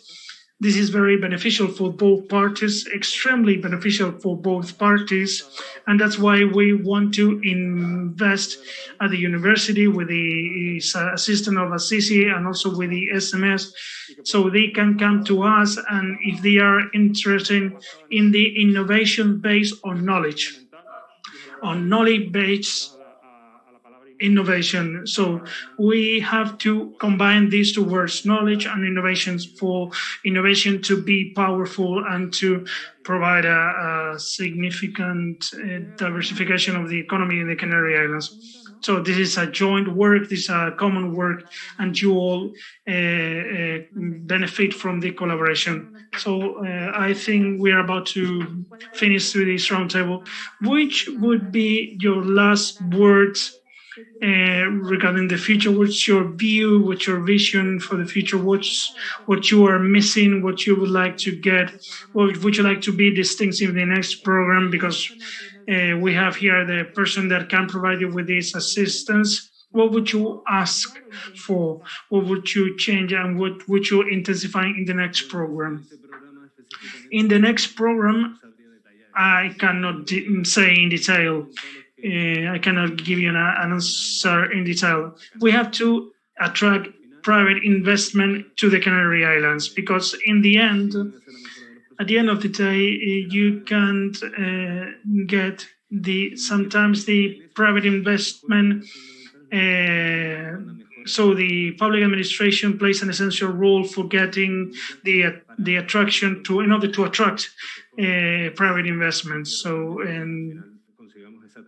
and we hope that we can try to make efforts in order to get that attraction.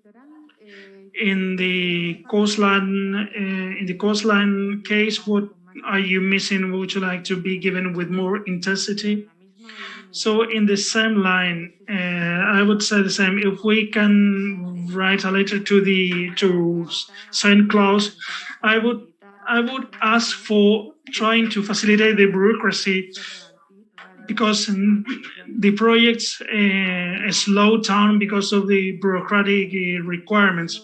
Now we have a period with many funds. I agree with Carlos. We do not only require funds. We have to. So we have to make a good use of the funds. So you have to. Sometimes we have some difficulties. Our sector is the industry, is the environment. We need a governmental investment from the government in order to preserve the environment. But sometimes the slowness of the bureaucracy makes that things do not happen. Not happen, so or hinders things. So I would try to speed up the terms and the And Sebastián, what's your next step? What's your most important next step or interesting next step in connection with your work with the companies? Do you have an idea or a strategy? Yes. From the university department, we have established two big purposes, two big objectives, because we are very lucky that our collaboration with the ASIS is full, and we have a very good collaboration, and also Cabildo de Gran Canaria is also supporting us. So our two main objectives are, firstly, we want to increase the public and private collaboration between the universities and the business sector. And I think we have the Sustainable Economy Act that defines that this is essential for this, that those thematic poles can be combined, but can be articulated with the companies that are around of them. And the second objective that we have established in our laboratory and also with our PhDs, so they have to be drivers. Sometimes doctoral theses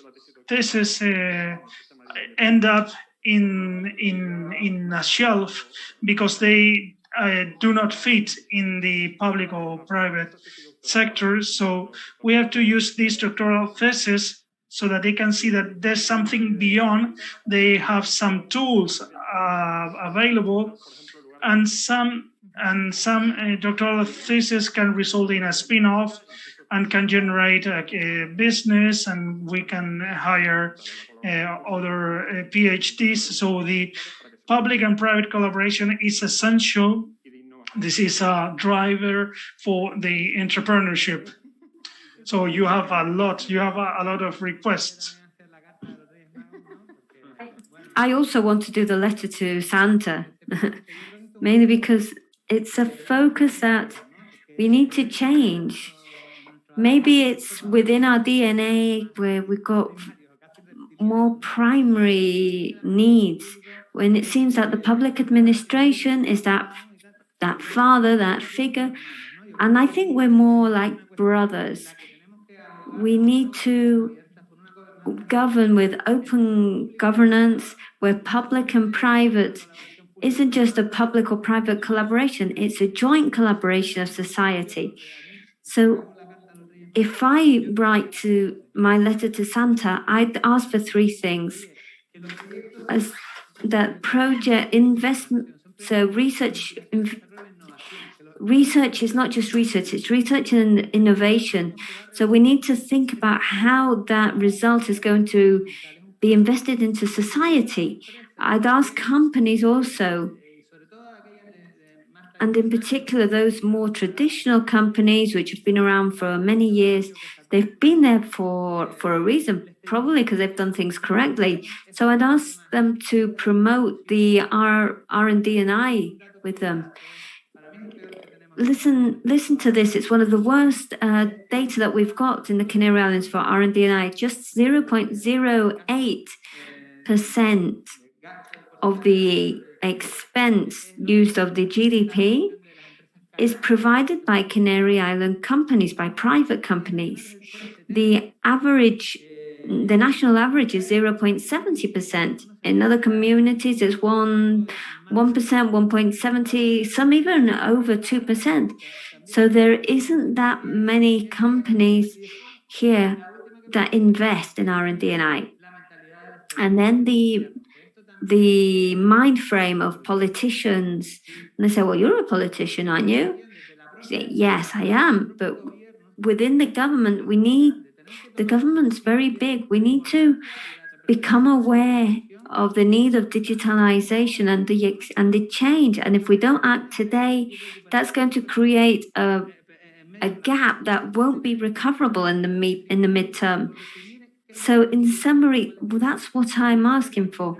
I want to improve the culture, the digital culture and innovation that we've got in the Canary Islands, because behind that culture, And because the society is requesting it, and we've seen this, especially and specifically this year, on behalf of citizens, we've seen the needs that have arisen in the pandemic. And thankfully, this pandemic has arrived when we've got internet and we've been able to survive and adapt. And vaccines is science. But if we've got that culture, funding will arrive, the mechanisms will arrive, coordination will arrive, which is why we need to create a system. And I think this is the change that we're looking for, that we're starting to understand that we're all in this together, and we need to do a collaborative governance to be able to understand each other and find those funds. But to give those funds, we need to understand those companies and the entrepreneurs to be able to be efficient. And that's something that we build between all of us. And that's my message. Because in the end, the message is common. We want companies to sell, to have clients, happy clients, that universities can have an impact with their research. So I think that, yes, collaboration and communication is key. And that's something that people do, not governments. It's people, and that's all of us. I'd like to give a final opportunity if any of you from the public want to ask any questions. Yes, there's a question here.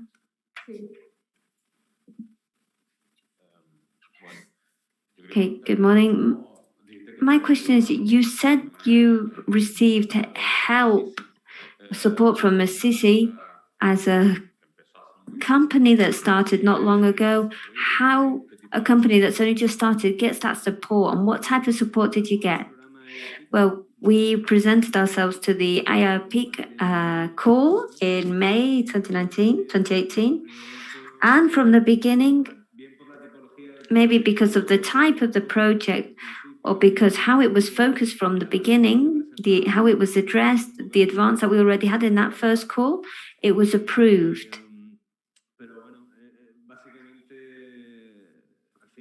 But basically, at the end, it's something that's very subjective. It's got a part of subjectivity because depending on the analysis carried out on your technology, what it offers, what's it going to provide to society, to the local economy, you'll be successful or not. So the criteria to analyze, in this case, the proposal of the SME, has a lot to do with the success that you're going to have in the end. And that was the startup. That was at the beginning. Then there was a very important private investment as a first investment in the company. They had to put forward a lot of money to receive those public support. Obviously, this is a project which was started previously. We thought it was going to be much more complicated. It's quite complicated. I don't know whether in this new program that will be taken into account, but those that we did beforehand, they requested that you had some sort of income, people on your payroll, some technological advanced, TLR 3 or 4, for example. So I think there should be, we're not going to continue asking for more things here, but to this regard, I think it's a new panorama in terms of innovation for companies. And I think that particularity should be taken into account. Those companies, those projects that are coming around now that don't have that so much support. Thank you very much. Any other questions?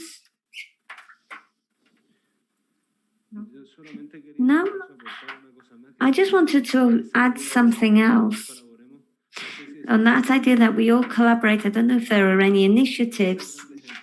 So for those large companies which over the years have managed to grow and establish themselves here on the islands, is there any kind of initiative so that we can address them to focus on R&D plus I, so that they can invest in R&D plus I, invest in projects like ours? We've got investments open now. We're open for investment. So in the end, as we said, investment, that R&D plus I reaches the market so that we can give back to the society all that investment that's been made. I don't know whether there's any incentives, any initiatives there to help companies who want to invest so that they can invest in this type of initiatives. Well, I like that question because that's exactly what we're working on at the moment. And I think this is a change. We've done a reflection a little bit together, and it takes its time. Hopefully we'll have enough time to be able to complete the whole journey to achieve this. But our roadmap is at the Canary Islands Progress 2030 that's already been submitted.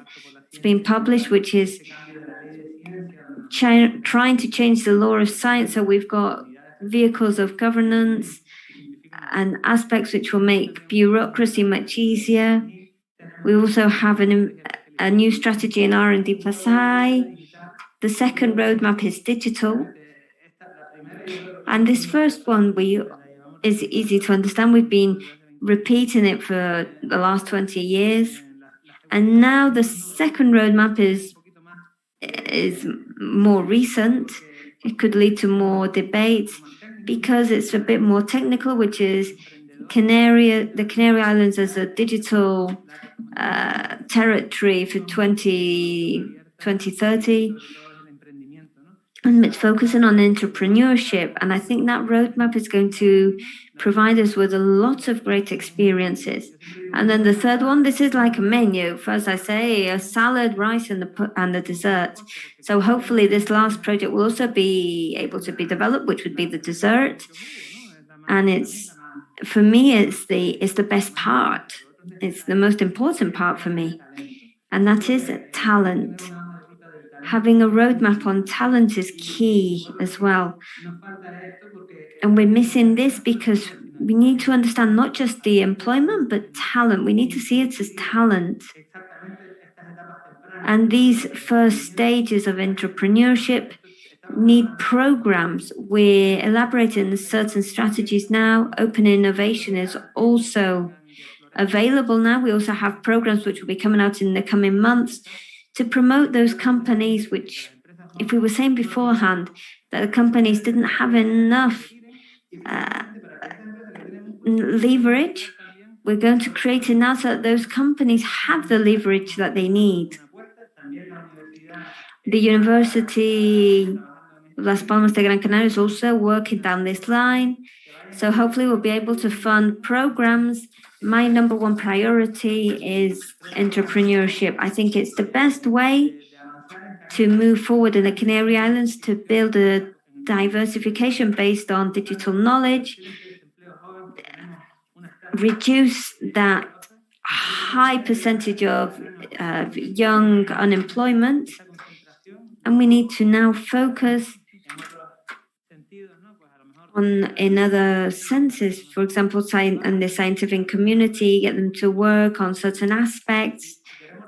But if we want to be strong in something, nowadays we need to be strong in something, and that is going to be the entrepreneurs and talent. So sorry to the other areas, but my right eye at the moment, my left shoulder is the entrepreneurs and talent. I don't know whether that's going to bring down your budget. I'm not sure. Sorry. Salve, sorry. I'd like to leave that clear. I think the view we need to have here isn't of having the same cake and now see how we divide that cake, but making the cake bigger, making it larger so that the proportions in the end is prioritization. But I think it's logic. If you go to the emergency department and someone's there with the flu and someone who's just had an accident, obviously you're going to attend the person who's had an accident first. You'll assist them first. And that's now what I think with talent. In this specific area, the university, what Carlos said, it was common sense, so we are really happy with that. So I just wanted to make a comment on what you were mentioning before. So I think this is anecdotal. So we're talking about the initiatives, and the initiatives coming from the government, coming from different organizations are welcome, but we also think that another initiative was the pandemic. The pandemic was another initiative because it brought very bad things, but it also brought good things that we are already confirming at the university. So we are starting to receive businessmen from the most classical sector coming directly to the university and saying, so we have realized that now we have to diversify, that we cannot continue to do the same all the time. So we need to carry out innovation based on knowledge. So the governmental initiatives are welcome, but also the pandemic was an initiative in this sense. And we have been confirming this at the university, because before we thought this was science fictions, that these kind of meetings that we are having. So this seemed to be science fiction. Now we are having these meetings.